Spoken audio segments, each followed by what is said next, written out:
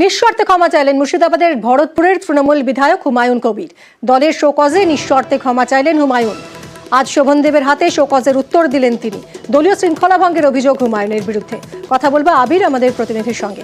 আবির, এবার কি তাহলে বরফ গড়ল? শোকজের উত্তর দিলেন তৃণমূল বিধায়ক, নেতৃত্ব কি সন্তুষ্ট? এখনই সন্তুষ্ট নেতৃত্বটা বলা যায় না, তার কারণ শোকজের কি জবাব তিনি দিয়েছেন, সেই জবাবে তিনি ক্ষমা প্রার্থনা করেছেন, অনিচ্ছাকৃত ভুল এগুলো বলেছেন। আবার একই সঙ্গে হচ্ছে কেন তিনি কথাগুলো বলতে বাধ্য হচ্ছেন বা বলছেন সেই প্রসঙ্গের কথা উল্লেখ করছেন, এবং সেটি বলার পর আবার তিনি সংবাদ মাধ্যমের সঙ্গে মুখ তুলে তিনি প্রশ্ন তুলে দিয়েছেন যে তার বিরুদ্ধে ব্যবস্থা নেওয়া হলেও কল্যাণ বন্দ্যোপাধ্যায়ের বিরুদ্ধে কেন ব্যবস্থা নেওয়া হচ্ছে না। ফলে শৃঙ্খলা রক্ষা কমিটির কাছে হুমায়ুন কবিরের যে উত্তর, সেই উত্তরের যে গোটা বিষয়টি, সেটি নিয়ে রীতিমধ্যে একটি সন্দেহ তৈরি হয়েছে।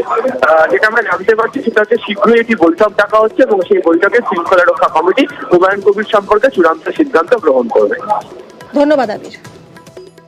এক পাতার শোকজ লেটার ছিল, 3 পাতার জবাব দিয়ে দিয়েছি। গ্রামীণ এলাকার মানুষ আমরা, তারা কোনো কথা বললে তাদের ক্ষেত্রে ডিসিপ্লিনারি কমিটির অ্যাকশন হবে।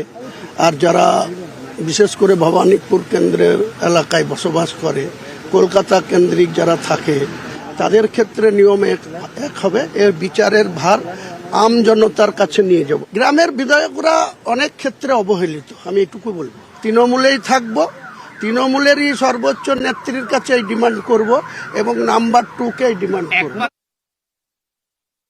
গতকালই আমার সঙ্গে বিধানসভা দেখা করে সুকষ্টা তো এখানে দিয়েছিল, দেখা করে 3 দিনের মধ্যে লেবার কথা ছিল, আজকে উত্তর দিয়ে দিয়েছে। সেই উত্তর আমি পেয়েছি। একটা ডিসিপ্লিনারি কমিটি মিটিং ডেকে সেটা সকলকে সকলে পড়বে, পড়ার পর আমরা পরবর্তী সিদ্ধান্ত গ্রহণ করবো।